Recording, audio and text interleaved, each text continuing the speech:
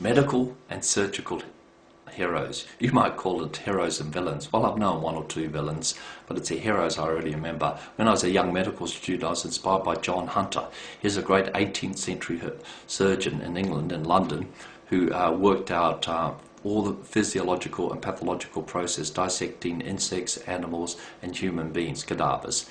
And he collected a huge number of specimens. You can see them in the museum in London. They survived the bombing of London, and they're still a great source of inspiration and solid science.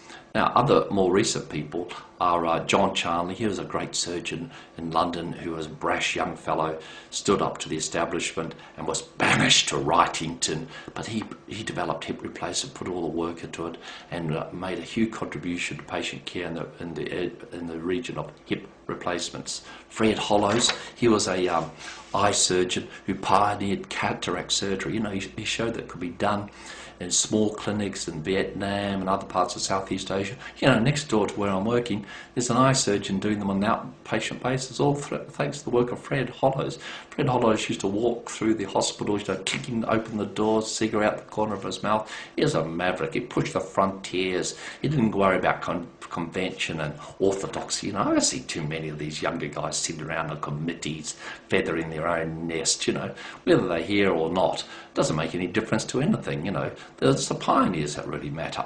Joe Murray, he was a great pioneering surgeon, got a Nobel Prize for doing the first kidney transplant. You know, I've actually worked in that same operating theatre many years later, of course. He went into facial-maxillary surgery. It was a bit gruff at times, but it was an inspiration to be with him. So was it to be a resident of Professor Leroy Van Dam, established high standards of anaesthesia training in the US. He was a driving personality, intellectual, also a great painter. He was on the cover of JAMA magazine many times. Now, there's a good story about Denton Cooley. He's a cardiac surgeon in Texas who waited until the weekend to do the first heart transplant.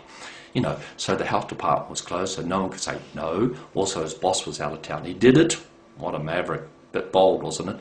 And on Monday morning, all hell broke loose. He was sacked, but he set up his own centre, became a very famous surgeon, made a huge contribution. I've known Professor Huckstep. He's still alive, of course. He worked in China, Uganda, and Australia, pioneering polio, the care of polio patients, tumour care and trauma. Still a great surgeon, and made a huge contribution. MSF, younger men, MSF, Men's Sans Frontier, men and women going out to where they're really needed, you know, feathering the nest of the CBD of New York, Sydney or London, and putting their own lives at risk, helping patients. And, you know, more recently, I've heard about Dr. Mohammed Khatri. He's a professor of surgery. He actually had a terrible experience as a patient himself.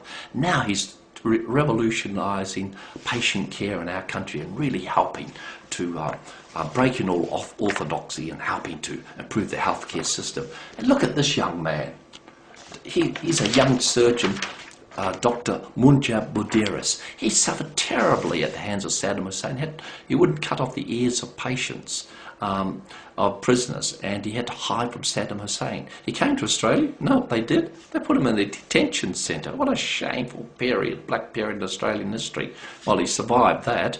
He got onto the orthopaedic training scheme. He's finished that, and now he's establishing practice in our country. What a great young man, and what a huge contribution he'll make. So to all these heroes in medicine and surgery, I salute you. Thank you for what you did for me, and of course, thank you for what you've done for patient care.